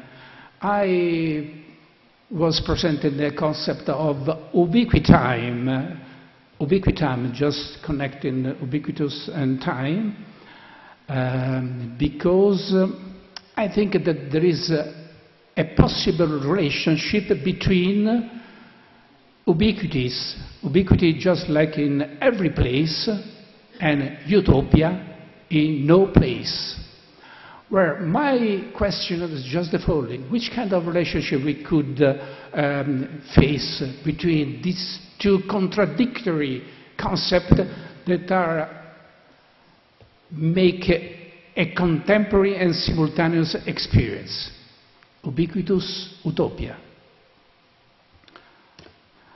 And then, thanks to this kind of invitation as a professor visiting professor, this is the fourth point, I did many conferences all over Brazil. I did conference in Portugal, in Manchester, in the Congress of Anthropology, and in Italy. But the most important, and finally, the last point, is my very accelerated production of text, books, and essay. I can articulate it in two ways. The first one is The Line of Dust, a book about self-representation between tradition, mutation, and Bororo culture. The Line of Dust was a very liminal and ritual moment of my life when I met for the first time a very special man, a very, very special man, Mestre of Cantos, a master of chants in Meruri village. It was not easy not to talk, but to make experience with him. It was the great challenge of my ethnographic research and also my more emotional one. Well, The Line of Dust is an ethnographic research together with Bororo people. And recently was published in the same editor, Sean Kingston publisher, a British publisher. a book on Lusophone hip-hop. Because Lusophone culture in Brazil, Portugal, Cabo Verde, Mozambique, Angola, is a very, very important moment, and a very international moment, less perhaps known by, I don't know, perhaps yourself. Well, the way in this different kind, they are making a new kind of pattern of hip-hop culture is very, very important. That's why for me, this kind of relationship between the Aldeia, the line of dust, and Bororo culture, and the communicational and performative metropolis who is producing hip-hop culture is the focus of my multi-site ethnography. And the other one is the relationship between cultural syncretism and visual syncretism. In my opinion, I try to focus another kind of concept. I decided to call it meta-fetishism. I try to elaborate a research on fetishism beyond any reification on alienation tradition. And this is for me my contemporary research, and this kind of partial books and essay are going to be published in Italy, in Brazil, and in Spain, and only an essay in the United States. The final moment of my research in the year was perhaps the most important epistemological and political statement is the following. I think that digital ubiquity in the Anthropocene is going to present the possibility of a non-anthropocentric anthropology. I mean that the man is not the measure of all the culture. We have to change paradigm, and we have to affirm a new kind of anthropological cosmology, where anthropos, men and women, are not the center of the universe, the center of culture. And I think that the digital culture in this moment are very, very important in this kind of direction. This is for me an astonishing facticity and the meta-fetishist ethnography. Finally, I was publishing some essay about ubiquitous culture, ubiquitous syncretism, and so on. So it's a very important moment of my life. And the way I was changing from my university in Rome, La Sapienza, to the Institute here in São Paulo, was producing for me an accelerated moment of knowledge, experience, and emotional statement.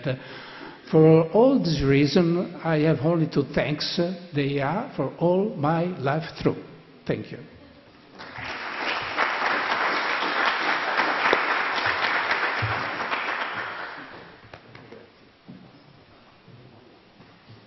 Well, thank you very much, Professor Massimo Canevacci. We also chose him because it's an international experience. He comes from, as you heard, he comes from another university and stayed here, so this brings us to our UBIAS network, the possibility and the benefits of exchanging places, and exchanging places, exchange also maybe the fate, the destiny. Our second short testimony is from Professor Ana Lilia Sawaya. Professor Ana Lilia Sawaya, she'll talk more about what she did, but she is from another university in São Paulo, but from the Federal University of São Paulo, Unifesp, and she, differently from Professor Massimo, who was kind of a fellow with basically his leading research, Professor Anna Lydia. She heads a research group which is very important, very productive, and thank you for coming.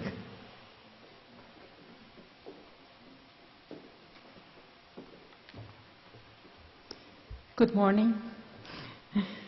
I'm very glad to be here, and I thank Professor Saldiva and Professor Pongsi for the invitation. And I'm going to be very short. I will read, so I take my time in 10 minutes about what we do in our research group in IEA. The study and research group called Nutrition and Poverty started in 2003. It is amazing for us that we are still very active since then. We play with each other, often saying that we have been active and animated for so many years because the problems we discuss, as they continue to happen, do not let the ball fall, as the Brazilians say. The dynamic of the group is the promotion of discussions and analysis of national programs and policies concerning nutrition, especially addressed to those who live in poverty in Brazil. To achieve this goal, the group seeks to bring together scholars, government, and NGO experts to stimulate dialogue and integration between them. We conduct seminars, workshops, and talks with invited speakers regularly. In recent years, we have been holding semi-annual public events. One of the activities that we cherish very much and try to perform regularly are the publications for dissemination of the topics we discuss, with the aim of sharing them with the academic community and, above all, the society and the general public. We also care about giving visibility to the themes we discuss through dissemination of our events in the IEA media. The group has also been engaged in the publication of 2 books with a multidisciplinary approach.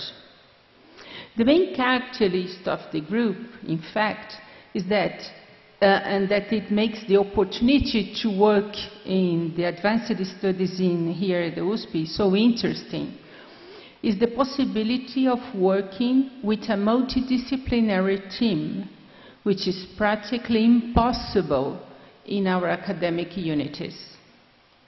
Another characteristic of our group that is worth mentioning is that this group was created also because an extension project that I was involved for many years in my original university. I'm also from USP, but now I'm working in the Federal University of São Paulo.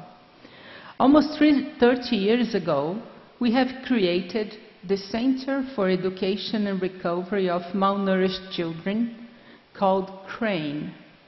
CRANE offers outpatient assistance to children and adolescents with mild undernutrition or obesity. We treat around 7,000 children and adolescents per year, and at the hospital care for those exhibiting moderate to severe undernutrition. And in this case, we have around 140 kids per year. CRANE is now, it was extracted from the university administration and is now an NGO, very close and linked officially to the university, but administratively speaking is separate. And it works in a network with the state's health system, primary healthcare units, and hospitals. More than 4 million people were benefited over this time. The type of treatment includes nutritional education, improving the quantity and quality of food consumption, social support for the families, including regular home visits, associated medical follow-ups, and psychological counseling. Pediatricians, dietitians, social workers, psychologists, and teachers participate in the treatment, which targets the recovery of height and weight. Together with this work of assistance and outpatient clinic or day hospital, we also do research. And the spirit of this research is a multidisciplinary approach. Now, to finish, to give a better example of our activities and the subjects which we are interested in our group now at the moment, I would like to share two issues that we are currently discussing. The first one is about violence. We have had 2 seminars and 1 invited speaker last year to talk about the increasing violence in slums and how this situation is harming home health care in Brazil and aggravating nutritional problems. The slums emerged in the hills of Rio de Janeiro in the early 20th century and were built by former slaves. You might know that Brazil has had the largest and the longest slavery trade in the world. Some people say that around 6 million Africans were brought to Brazil over almost 300 years. In the last decades, the speed of their growth has intensified. Between 2000 and 2010, the growth of slums was 12 times higher than the annual increase of Brazilian households. The number of people living in these conditions, 61% Afro-Brazilians, increased from 6.5 million to more than 14 million in 2010. São Paulo, although is the richest city in Brazil, houses 27% of all the slums in the country. Their inhabitants came originally from the northern part of the country. Professor Saldiva mentioned the internal refugees. Since the 2000s, these communities have been occupied by poor workers, 65% of them with a work permit, but not capable to pay income, to have enough income to pay their rent. Approximately 2 million people reside in the slums of São Paulo nowadays. These territories have the highest prevalence of undernutrition among children caused by unhealthy housing. These areas also have the highest prevalence of adult obesity caused by the consumption of low-cost, ultra-processed foods associated with a greater susceptibility to gaining weight, especially women who suffered undernutrition in early life. Stunting in children under 5 years of age is between 6 to 8% in Brazil, but exceeds a staggering 25% in high vulnerability groups. Coexistence of these two diseases represents a double burden for health intervention and greatly increases the cost of implementing public policies. Increasingly, organized gangs like the First Capital Command, you might have heard of, PCC, have extended their territorial dominance from prisons to almost all Brazilian slums. The PCC now dominates the wholesale drug distribution market and extending its organizational structure outside Brazil. There is increasing evidence that those who remain in slums over second and third generation can enter a downward spiral of ill health and poverty, which is progressively more difficult to escape. Increasing violence has added to the challenges of implementing universal health care, one of the goals of the state unified health system called SUS in Brazil. Poverty used to be, perhaps, the principal malaise of emerging countries. Today, drug trafficking, violence, and accidents are at the root of social inequity. The second subject that we have been discussing, you understand that this is big enough and complicated enough, so we've been dealing with this for more than a year now. The second subject that we have been discussing in the last years is the increasing prevalence of obesity among school children, related to the quality of the food offered by the school. In addition to this, we started investigating the increasing prevalence of food addiction among them. This is occurring because the techniques of production, and especially selling, used by food industry induce eating disorders, generating obesity and chronic diseases. Drinks and foods, especially those high in salt, fat, and sugar, activate neurotransmitters through the intake of these nutrients that control the state of pleasure and create conditional reflexes associated with dependence. Unfortunately, Brazil is one of the most important markets for transnational industries to sell ultra-processed foods. The powerful lobby of these big industries directly at the federal government level has prevented regulation for production and advertising of these ultra-processed products up till now.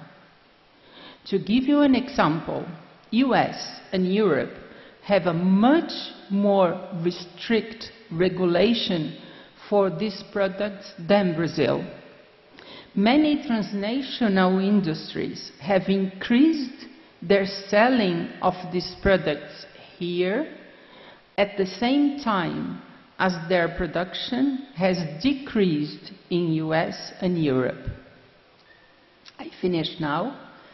Well, I think you now have an idea of what we are discussing and on why we keep so much motivated. Thank you very much.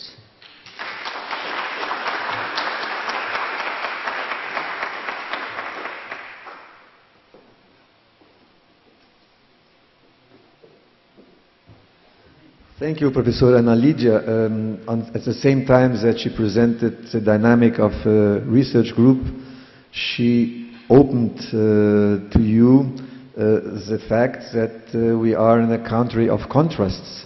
That's a characteristic of this part of the world, and obviously this makes the Institute also have an agenda which has to be sensitive to the environment that Paulo already presented. It helps also to understand yesterday's explanation of Louise Malatesta, the curator of the Tomiotaki Institute, when she explained part of the exhibits that we were able to see yesterday, especially of that third room, the angel room, describing exactly the issues of trade slave and the consequences until today. The last testimony is of dear friend Professor Eugenio Bucci. Professor Eugenio Bucci, he'll talk about himself a bit more in between, but basically he is a very known personality in Brazil, a member of our university, but very known personality in the area of journalism, and he, besides everything, has been part of our institute as member of the board. He finished, and currently he is member of the board of the Institute of Advanced Studies, re-emerged in at University of Campinas. Thank you very much for coming, and thank you for, I'm sorry that you had to finish your class a few minutes before in order to be with us.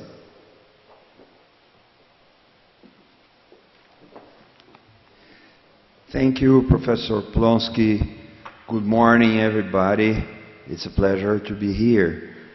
I also took some notes to speak more easier for you. And I'll tell you a little story, a short story about communication and communication inside our Institute of Advanced Studies. First of all, I would like to say that it's been for me a tremendous experience being part of this institute. It's very special for me, and I'll tell you the story. About 10 years ago, I was joined as faculty at the School of Communications and Arts. Later, I was invited to be a research professor at the Institute of Advanced Studies. And after that, I became a member of the board of this institute and our deliberative council. And then I started a research group called Journalism, Law and Freedom. We are particularly interested in freedom of expression in general, and also in information in contemporary society. During this time, I realized how crucial is the Institute of Advanced Studies in order to keep our university up to date, I would say. Our institute has been a center of influence for the interdisciplinarity and the ability to reinvent models of the university and for the university in a time that we need to cross the borders. We need to cross the thresholds of knowledge, and especially we need to overcome the limits of each isolated expertise, each isolated field of knowledge. Our institute is particularly devoted to make easier internal communications inside USP. And this is my point here. On the other hand, our institute is also important to improve in quality and understand the relationship between University of São Paulo and society. And then I would tell you a little story about this. A story that is very special for me. Instead, it seems to be a small story, but it's plenty of significance. It's very strong, this story for us. For 3 years, I was in charge of the whole system, the whole service of Social Communications at USP. Which means, among other channels, I was responsible for Radio USP, USP Radio, one of the most fascinating public radios in Brazil. 2 years ago, we launched a new program, a small program, a news program, a daily program in the radio that was possible just because we have a partnership between USP Radio and our Institute of Advanced Studies. Our medical school came together to make this effort possible. This achievement, and it's a very special achievement for us, only was possible because of this cooperation. I repeat, it's a small story, it's a small case, but it's a story that reflects the vocation of our institute to make the relationship between USP and the society better than it was. Since December, I am a member of the Scientific and Cultural Council of the Institute of Advanced Studies at Unicamp, as Professor Ari Plonsky already said. And I am facing a new time in this Institutes of Advanced Studies. We have a third public university in São Paulo, which is Unesp, and Unesp, USP, and Unicamp, with their Institute of Advanced Studies, are working together in some new projects. And this project has also to do with communication. To close my words here, I would say that Institute of Advanced Studies is building new platforms of dialogues with both philosophy and sciences, outside and inside university. That's why we are here today. And that's why we are all committed in planning a future based in knowledge and in a culture of peace. That's why USP warmly welcome you all. Thank you very much. Thank you, Professor.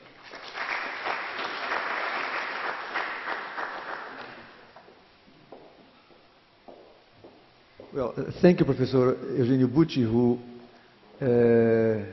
I believe combines the idea that first we have obviously to develop new ideas, but we have also to take much care of how we communicate in order to make them more recognizable and relevant. With this we finish the second part of the morning. The idea was to open our house, physically you'll see it afternoon, but to open our house totally to you, how we operate, why we were created, what are we doing now, how we operate, how the people, or some people at least, who give us the pleasure of being at the Institute feel the possibility of having, as the title of the session said, an environment for dialogue between sciences and with society. It's important, between sciences and with society. We don't put a period after dialogue between sciences.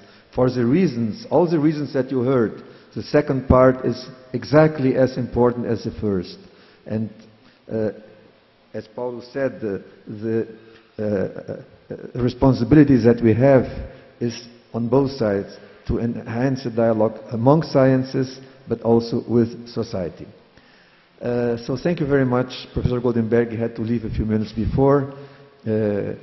Paulo Saldiva, Massimo Canevati, Ana Lídia Sawaia, and Eugenio Bucci for helping you to understand us a bit better.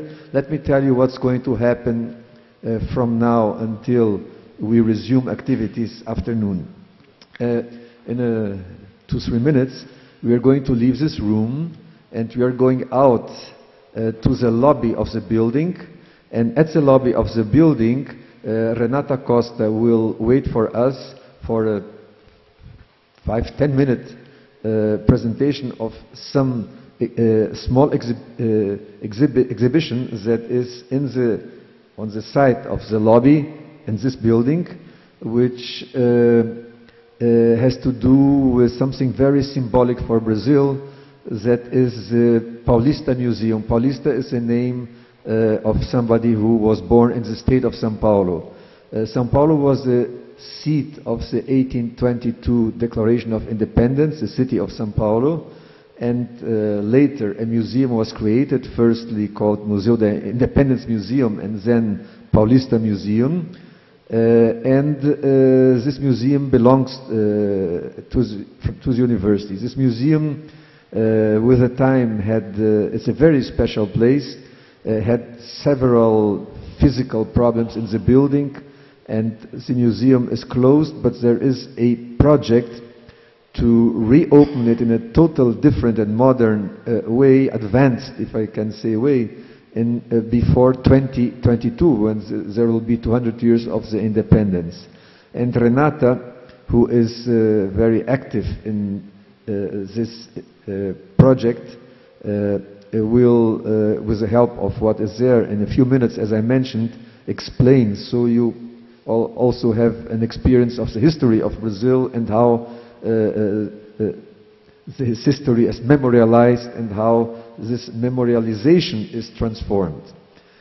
So from there, after this brief visit to this gallery on the lobby of this building, we'll walk more or less together to the restaurant called Sweden. In Portuguese people say Sweden, which is a restaurant of the business school.